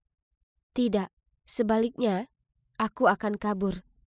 Aku akan tinggal di sini beberapa hari. Aku merasa tenang di sini dan Alfie membawakanku beberapa pakaian dan makanan. Kenapa dia di sini? Aku sedang tidak mood diceramahi. Tapi yang mengejutkanku, dia segera menghampiri dan melingkarkan tangan memelukku. Bisa-bisanya kau pergi begitu saja. Apa kau tahu betapa khawatirnya aku? Oh iya, Alfie cerita padaku semuanya. Aku minta maaf sudah salah menilaimu. Dia mundur. Tapi kau bau. Ada satu orang lagi yang ingin bertemu denganmu, Margot. Aku menatapnya bingung. Lalu di pintu, itu Jared. Margot, saat kulihat foto itu, aku kaget. Kupikir aku ini pasti lelucon untukmu dan kau benar-benar dengan Alfie. Tapi aku tak bisa berhenti memikirkanmu. Sekarang aku sudah bicara pada Scarlett dan Alfie. Aku sudah tahu. Aku menyukaimu, Margot. Kau yang asli. Dan aku tak ingin kau berpikir kau harus berubah demi aku. Apa menurutmu kau bisa beri idiot ini kesempatan lain? Aku ragu. Pura-pura kalau itu adalah sesuatu yang perlu kupikirkan. Lalu dengan tersenyum lebar, aku berteriak, "Ya!" dan segera menuju dekapannya. Jadi, bagaimana sekarang? Ya, aku kembali ke asrama. Dan, yap, aku masih menyelinap keluar dan, yap, Scarlett masih menutupiku. Jared dan aku resmi pacaran, dan dia bahkan membantuku dengan konser penggalangan dana untuk membantu anak-anak gelandangan itu. Jadi, menurutku gadis tangguh ini sebenarnya tidak terlalu tangguh.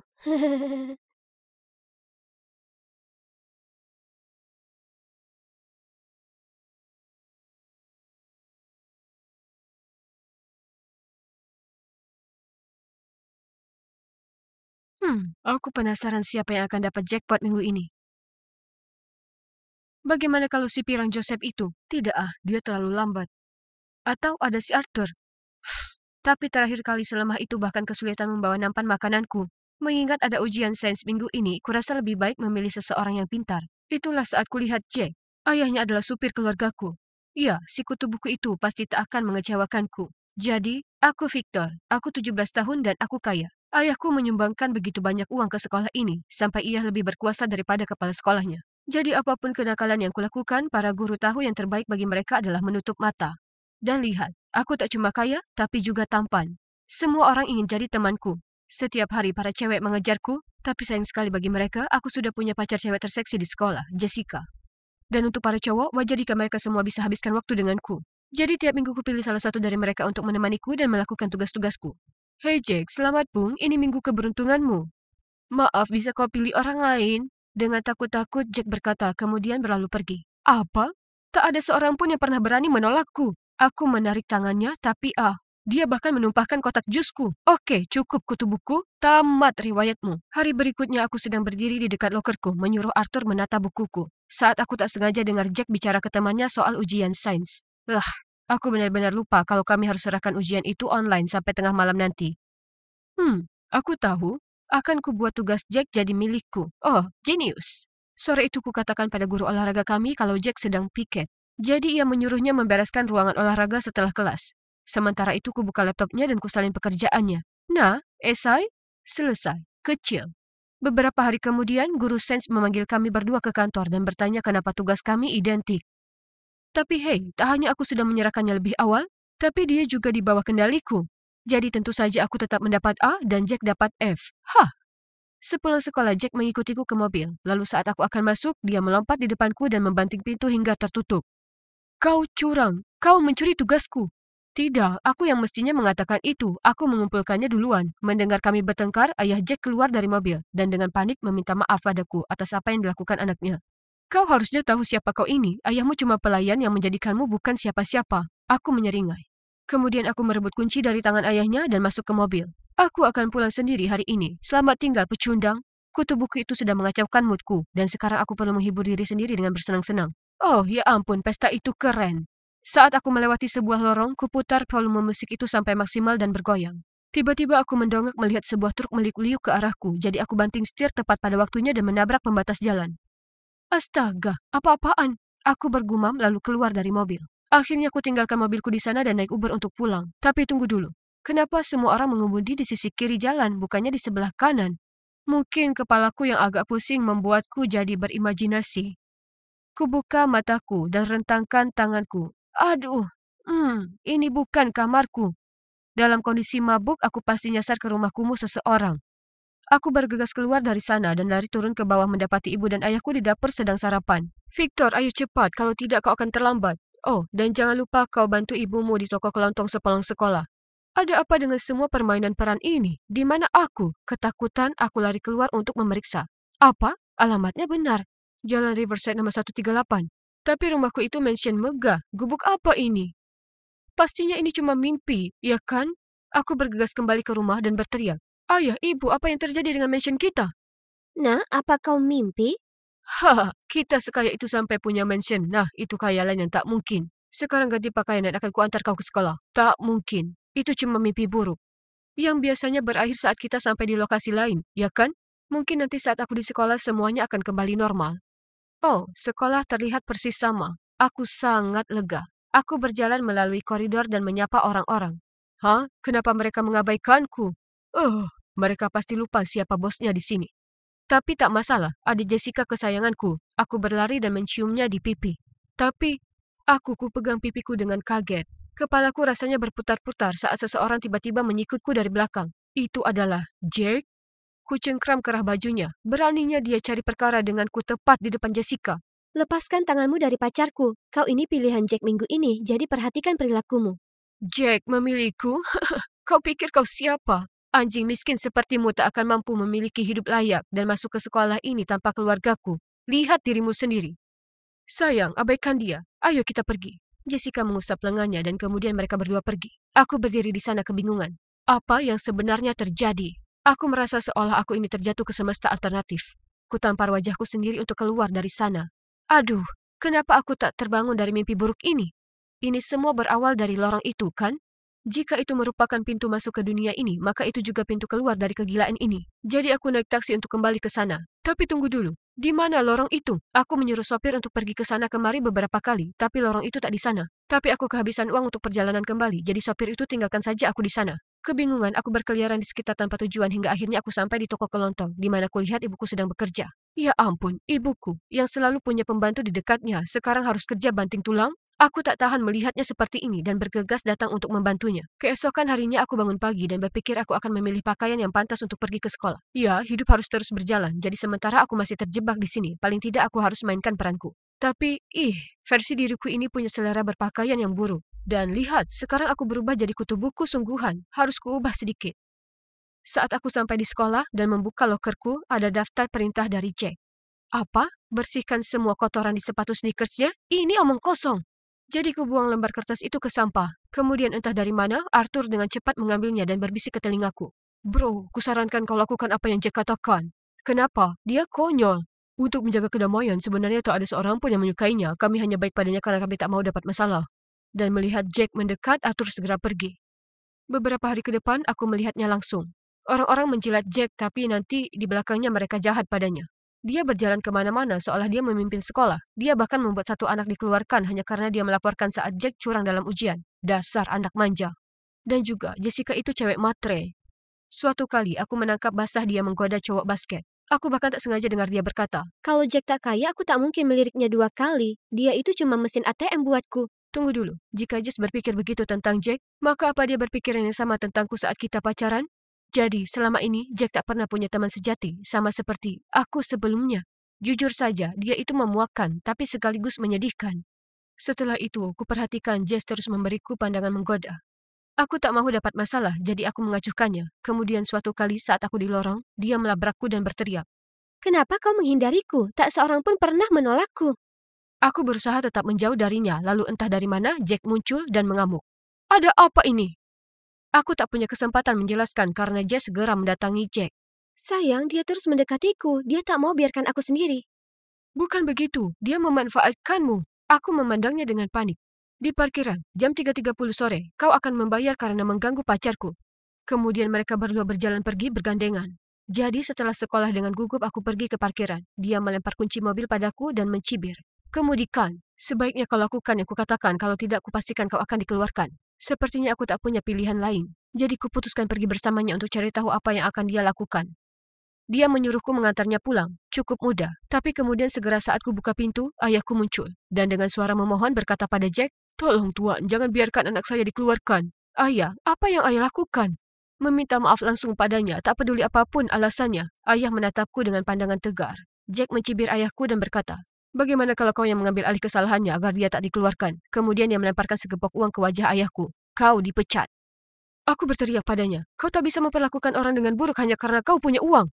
Victor, hentikan, kau salah. Tolong, saya telah menyelamatkan Anda dari kecelakaan, jadi tolong maafkan putraku." Kemudian ayah menyingsingkan satu bagian celana panjangnya untuk memperlihatkan kaki palsunya. Itu kali pertama kulihat ayahku menangis. Tunggu, ini mengingatkanku atas apa yang terjadi tahun lalu. Aku bersikap brengsek pada satu cowok sampai dia berniat menabrakku untuk balas dendam. Tapi ayah Jack melesat ke depan dan mendorongku keluar dari jalur. Aku tahu dia terluka parah, tapi sebagai anak yang cuek, aku tak menganggapnya serius. Wah, aku sangat arogan. Kuharapkan semua orang menunduk patuh padaku, dan aku sungguh mengira semua orang ingin jadi temanku. Namun kenyataannya, aku sama sekali tak punya teman sejati. Kepalaku rasanya seperti mau pecah. Aku ingin kabur, jadi aku masuk ke mobil itu dan berkendara pergi tanpa pikir panjang. Kuhentikan mobil itu saat kulihat itu, lorong itu yang sudah mengubah hidupku. Tiba-tiba, cahaya menyilaukan terpancar langsung ke mataku. Hal berikutnya yang kutahu, aku dan mobil itu sama-sama tersedot ke arah cahaya. Hah? Di mana aku? Sepertinya di rumah sakit. Kemudian kudengar seseorang memekik senang dan menggenggam erat tanganku. "Oh, itu ibuku," Syukurlah kau sudah bangun. katanya dengan air mata basah di pipinya. "Ibu, ayah, kenapa aku di sini? Dan tanggal berapa sekarang?" "Nah, ini tanggal 22 Mei. Kau koma 3 bulan lamanya. Kami tak yakin jika kau bisa melewatinya." Ternyata hari itu, di perjalanan pulang pesta, di dalam lorong itu aku mengalami kecelakaan parah dan akhirnya koma. Jadi apa yang kualami hanyalah mimpi, ya kan? Tapi yang aneh, waktu aku tinggal dalam dunia misterius itu benar-benar bertepatan dengan waktu saat aku mengalami koma. Apa mungkin semesta paralel itu nyata adanya? Terlepas dari apapun tentang semesta yang aneh itu, satu hal yang pasti, aku sudah mendapat pelajaran. Setelah dipulangkan dari rumah sakit, aku kembali jadi Victor yang dandy. Tapi jangan salah, aku bukan cowok sok seperti dulu. Tidak, aku sudah berubah. Hal pertama yang kulakukan saat kembali ke kehidupan normalku adalah putus dengan Jessica si cewek matre. Tapi lintah lapar itu terus saja memohon untuk kembali, tak tahu malu. Berikutnya tentu saja aku berhenti menyuruh anak-anak lainnya lakukan tugas-tugasku dan memulai obrolan ringan dengan mereka bukannya memerintah. Sekarang tinggal satu hal lagi yang harus dilakukan. Aku perlu berdamai dengan Jack. Ku minta pada ayah untuk menaikkan gaji ayahnya dan juga untuk mengadakan pesta makan malam akhir pekan ini untuk mengundang keluarganya. Karena aku merasa bersalah belum sempat berterima kasih pada ayah Jack secara pantas atas apa yang ia lakukan untukku tahun lalu. Tentu orang tuaku dengan senang hati setuju dan berkata mereka bangga padaku karena begitu pengertian. Jadi, sekarang aku juga siapkan hadiah perdamaian kecil untuk Jack. Kurasa ini akan membuatnya sangat antusias.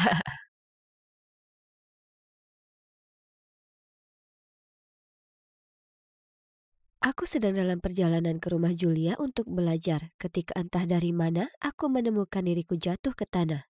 Aku sangat kaget, aku bahkan tidak melihat bola yang mengenaiku. Atau fakta bahwa ada seorang cowok tampan yang bergegas untuk memeriksa apakah aku baik-baik saja. Dia membantuku berdiri dan meminta maaf. Lalu dia mengeluarkan plester luka dari tasnya. Ya ampun, siapa dia? Tanganku lecet cukup parah. Tapi aku hampir tidak keberatan karena sekarang aku berhadapan dengan seorang cowok tampan. Faktanya aku begitu sibuk menatapnya dan tersipu malu sehingga aku bahkan tidak menyadari Julia berjalan ke arah kami.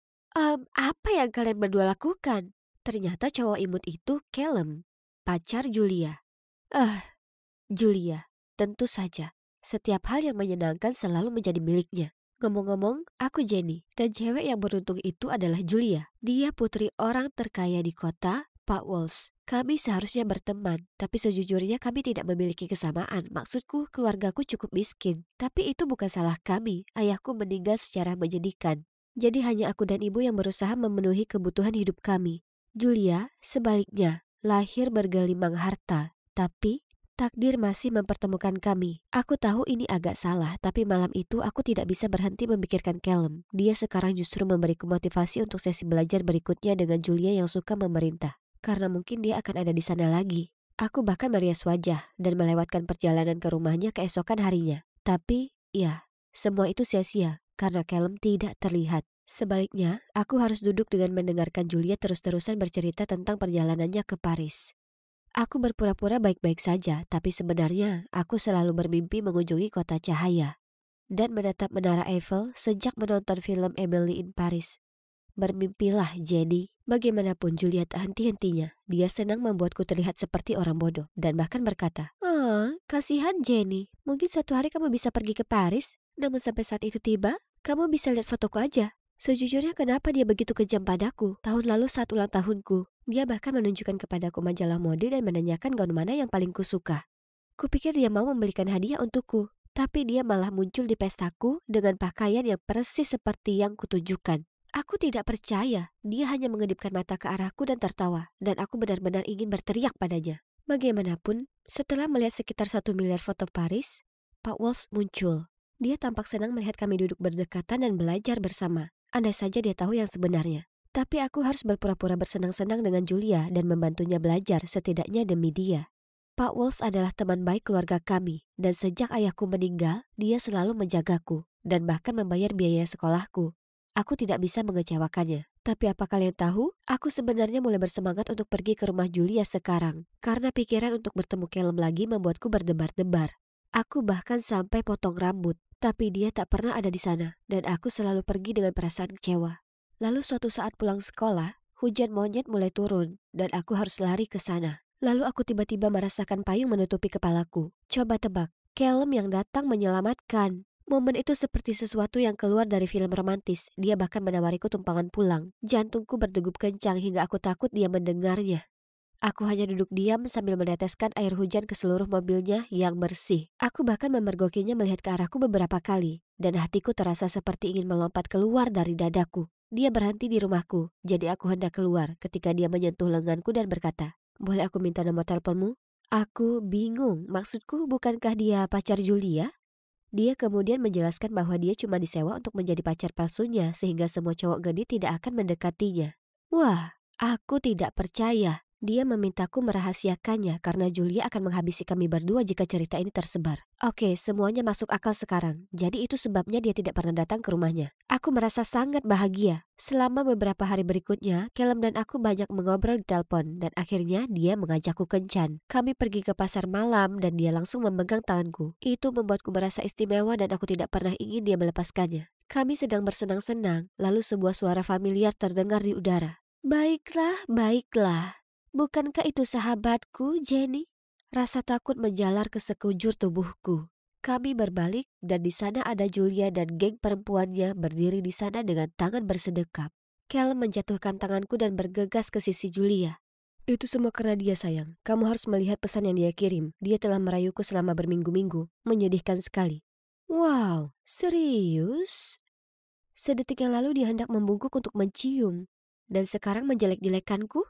Bagaimana dia bisa bermuka dua? Aku mencoba menjelaskan kepada Julia, tapi dia tidak mau mendengar. Dia baru saja menyebutku pengkhianat di depan semua orang dan menyuruh semua temannya untuk mengurung pacar mereka kalau aku mencoba lagi dengan salah satu pacar mereka. Aku sangat terpukul. Semua orang menatapku dan menilaiku. Andai saja aku bisa menghilang ke udara sekarang. Dan saat aku memikirkan kemana aku bisa melarikan diri, seorang cowok tampan muncul, meraih pergelangan tanganku dan menarikku pergi. Itu Stephen, cowok yang tinggal di seberang rumahku. Aku tidak mengerti kenapa dia membantuku, tapi aku sangat bersyukur dia melakukannya. Dia mengantarku pulang dan mencoba menghiburku dengan mengatakan betapa ibunya sangat menyukai toko roti kami, dan bahwa kue wortel yang dibuat ibuku adalah favorit ibunya. Hal itu membuatku tersenyum, mengingat kembali semua saat-saat bahagia di toko roti keluarga kami. Ketika ayahku meninggal, kami harus menjualnya untuk melunasi sejumlah hutang dan hidup menjadi sangat sulit. Untungnya Pak Walsh membantu. Tetapi setelah apa yang baru saja terjadi dengan Julia, aku tidak yakin mampu menghadapinya. Keesokan harinya di sekolah, semua orang menatapku. Aku bahkan tidak dapat menemukan tempat untuk duduk saat makan siang. Apa yang telah kulakukan? Aku telah merusak segalanya. Dan kemudian menjadi lebih buruk, ponselku berbunyi. Itu adalah Pak Walsh. Dia mengatakan dia sangat kecewa padaku dan aku tidak perlu lagi datang dan mengajari putrinya.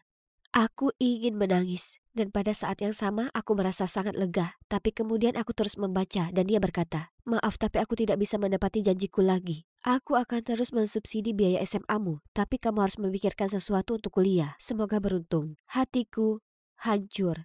Aku tidak hanya dijauhi oleh semua orang di sekolah dan ditikam dari belakang oleh Callum. Tapi kini pintu perguruan tinggi juga dibanting tertutup di hadapanku. Apa yang akan aku lakukan? Hidupku sudah berakhir. Aku merasa sangat mual. Aku langsung keluar dari kantin dan pulang ke rumah. Aku tidak berani pergi ke sekolah selama beberapa hari berikutnya. Aku depresi. Dan ketika aku sudah putus asa, ada ketukan di pintu rumahku. Itu Callum. Apa yang dia lakukan di sini? Dia bilang dia menyesal atas apa yang terjadi dan dia sangat merindukanku. Lalu dia bertanya apakah aku tertarik menjadi pacar rahasianya. Apa-apaan ini? Aku sangat marah hingga ingin membanting pintu di depan wajahnya. Tapi dia cukup cepat menangkap tanganku sehingga membuatku terkejut. Tepat pada saat itu, Stephen kebetulan lewat. Melihatku berdiri di sana bersama Callum, wajahnya berubah dan dia segera pergi. Oh tidak, aku pasti tidak bisa lagi membiarkan dia salah paham tentangku. Dialah satu-satunya temanku yang tersisa. Aku menarik lenganku dari Callum dan mengejar Stephen. Aku akhirnya menyusulnya dan mengungkapkan perasaanku seolah-olah seluruh dunia menentangku dan aku tidak tahu harus berbuat apa. Dia menyuruhku untuk tenang, lalu kami duduk di taman, sambil membiarkanku menceritakan semuanya padanya. Saat aku selesai berbicara, aku hampir menangis. Lalu dia berkata, "Dengarkan Jenny, kamu lebih baik dari ini. Jangan menurunkan levelmu agar cocok dengan orang-orang di sekolahmu. Orang baik akan melihatmu apa adanya. Kamu kuat dan kamu bisa melewati apapun. Aku tahu kamu bisa." Dia benar, aku lebih baik dari ini. Aku tidak perlu terpuruk seperti Julia dan teman-temannya. Dan tentu saja aku tidak perlu bergantung pada uang Pak Walsh. Aku akan memikirkan hal ini sendiri, seperti yang selalu kulakukan. Jadi aku melamar pekerjaan paruh waktu di sebuah kedai kopi. Menghasilkan uang sendiri terasa sangat menyenangkan. Tiba-tiba aku merasa bebas. Dan aku tahu segalanya akan baik-baik saja. Namun suatu hari saat aku sedang bekerja, Julia dan kelompoknya datang. Mereka masih belum melupakan apa yang terjadi dan di depan semua orang mereka mengungkit perbuatanku yang telah mempermalukanku dan mereka bahkan merekamnya dan aku tak bisa berhenti gemetar. Ini keterlaluan. Saat itulah aku melemparkan secangkir kopi ke seluruh tubuh Julia dan lari dari sana. Julia berteriak dan mengatakan dia akan memberitahu ibuku semua yang telah kulakukan. Tanpa ragu, Julia benar-benar melakukannya. Dia bahkan mengirimi ibu fotoku dan Callum di pameran.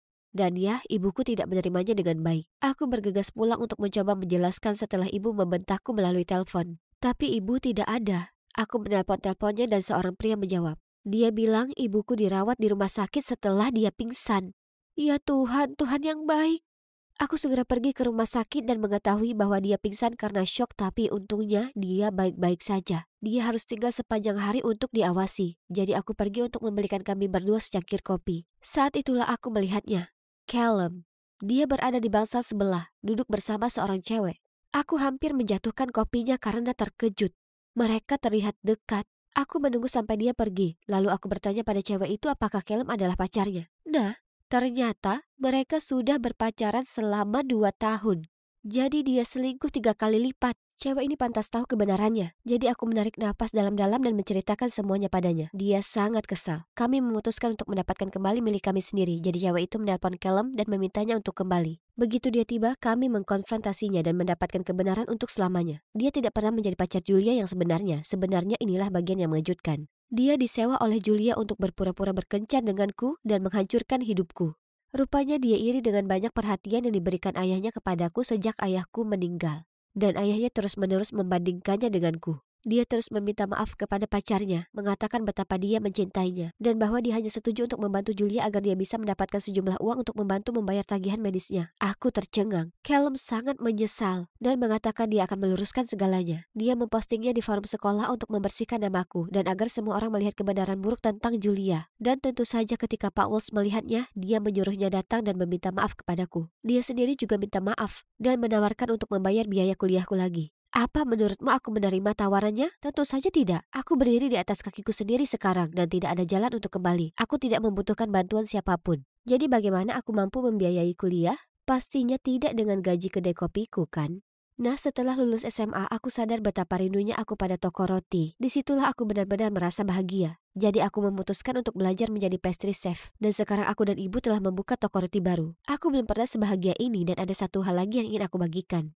Oh, sebenarnya ini dia. Hai Stephen, aku sudah menjadi favorit ibumu. Ayo beri dia kejutan. Aku tidak bisa berhenti tersenyum saat Stephen mengambil kue wortel, mencium pipiku dan kami menuju mobilnya. Hidupku jauh lebih sederhana dan manis. Aku menyukainya.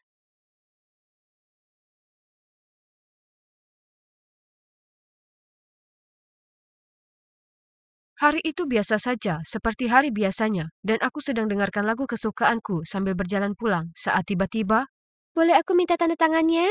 Oh, kau bahkan aslinya lebih tampan. Menikahlah denganku. OMG, menyebalkan sekali. Apa mereka tak punya kerjaan? Jadi kuhela napas dalam lalu berkata, Oh, aku lapar sekali. Cuaca seperti ini membuatku ingin makan taco. Andai saja bisa ditebak, tanpa membiarkanku menyelesaikan kalimat, mereka bergegas pergi dan 5 menit kemudian cewek-cewek itu kembali dengan taco yang cukup untuk kumakan sepanjang minggu. Ku ambil satu, mengunyahnya dengan mulut terbuka, lalu mengusap mulutku dan bersendawa keras sekali. Mereka melihatku jijik, lalu segera pergi. Dan memang, feed Twitterku malam itu tak mengecewakan. Kulihat banyak postingan dari para penggemar mengatakan aku kasar, rakus, dan tak tahu berterima kasih. Para penggemar bodoh ini seharusnya berhenti berfantasi tentang idola mereka, sungguh. Oke, cukup internet untuk hari ini. Sekarang aku harus meninjau naskah untuk penampilan besok. Aku sangat menyukai sulap dan berpartisipasi di semua pertunjukan besar di kota ini dan sekitarnya. Setiap hari meliputi penelitian yang mendalam untuk temukan trik baru. Jelas, semuanya membuahkan hasil. Hai, aku Aston, dan penampilan sulap terakhirku sukses besar. Tapi sayangnya ini bukan aku. Ini aku, dan cowok itu Lasper, saudara kembar identiku. Dan cewek cantik itu Miranda, dia teman sekolah dan juga asisten kami. Dia adalah angin segar pembawa perubahan dalam pertunjukan kami. Dia juga cewek yang paling mengagumkan yang pernah kutemui. Tapi aku tak pernah punya nyali untuk memberitahunya itu. Kami lakukan pekerjaan dengan baik hari ini, terutama kau, Aston. Naskahnya luar biasa dan para penonton sangat menyukainya.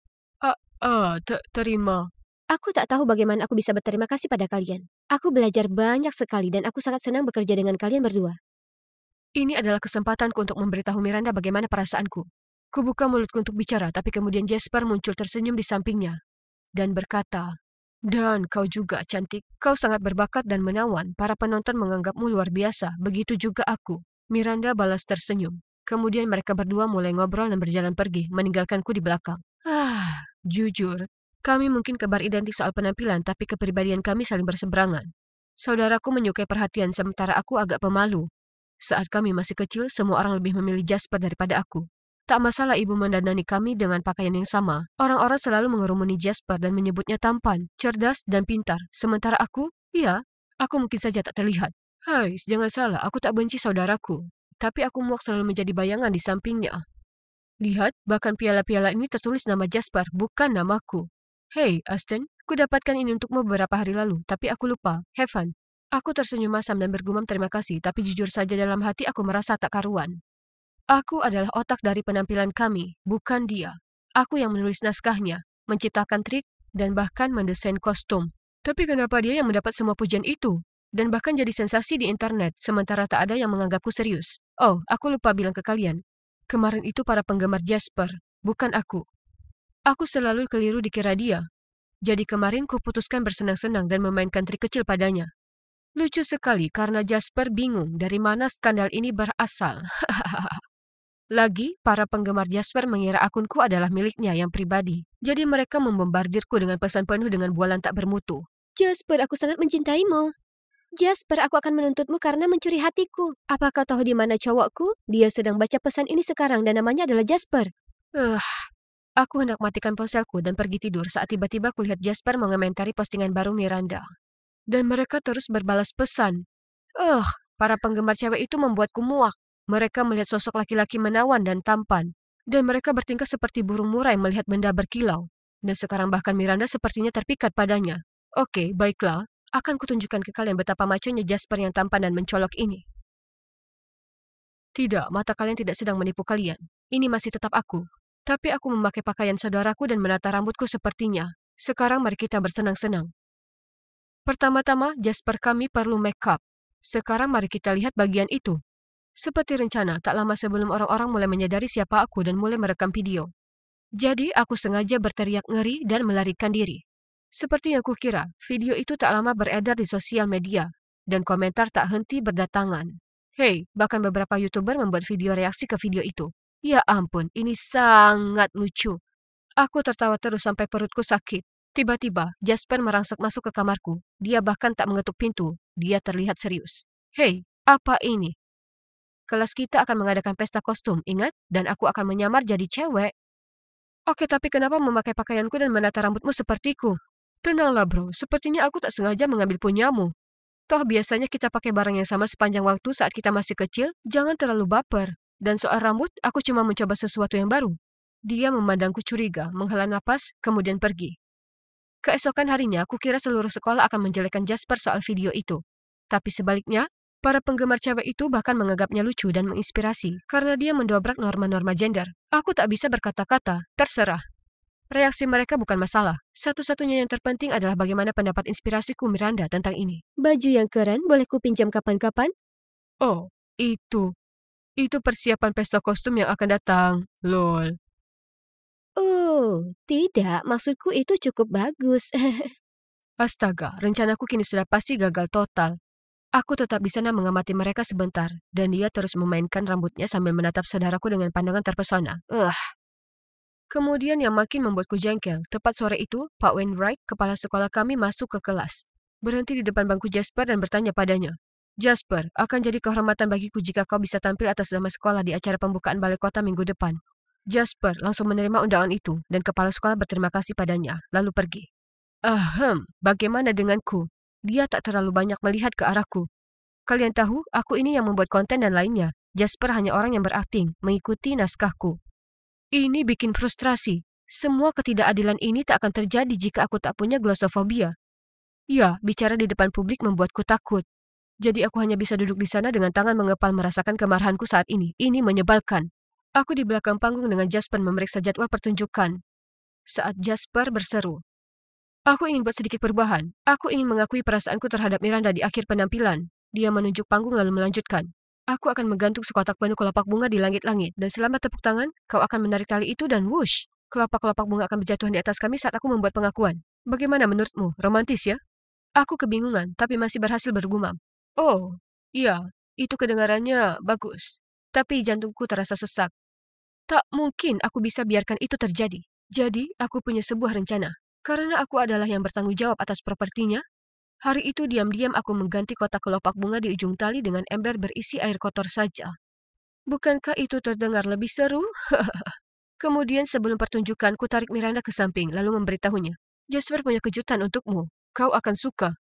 Setelah dia menerima hadiah ini, tak mungkin dia mau menemui Jasper lagi. Aku tak sabar menunggu. Pertunjukan selesai dan tepuk tangan. Aku menunggu sinyal kedipan mata dari Jasper, lalu aku menarik talinya dan menyaksikan, oh tidak, kesalahan teknis. Tali yang menahan ember tersangkut dan sekarang seluruh ember itu terjatuh. Jasper menerjang ke depan dan menjatuhkan Miranda. Ember itu menimpa kepala Jasper. Dia pingsan dan air yang bau dan berlumur itu tumpah kemana-mana. Seluruh tempat itu jadi gempar. Ya Tuhan, apa yang baru saja aku lakukan? Oh! Aku memegangi kepalaku dan berteriak, tapi tunggu. Kenapa sangat gelap? Hei, ini kan kamarku. Aku merasa kedinginan, basah berkeringat dan gemetaran. Kurai ponselku dan melihat kalender. Harus kucubit diriku sendiri sementara jantungku masih berdebar. Ternyata hari H belum tiba, itu besok. Jadi, aku bermimpi? Aku tak sungguhan sudah mencederai saudaraku kan? Aku bergegas ke kamar Jasper untuk memeriksa. Phew, dia terbaring di sana memainkan ponselnya. Aku merasa sangat tak enak. Hanya karena kecemburuanku yang kekanakan, aku hampir saja mencederai saudaraku. Aku berpikir sejenak, lalu kemudian berjalan mendekatinya untuk mengakui semuanya. Jasper, aku minta maaf. Aku harus mengatakan ini. Semua skandal baru-baru ini, aku yang melakukannya, dengan sengaja. Insiden Taco dan juga yang di Walmart, dia mendongak dari ponselnya dan menghela napas. Kenapa kau lakukan itu? Karena aku juga suka Miranda. Hah? Sungguh? Aku tak tahu itu. Kenapa kau tak bilang padaku? Aku bahkan akan mengacaukan penampilan kita besok. Oke, maki atau pukul saja aku, apa saja aku pantas mendapatkannya.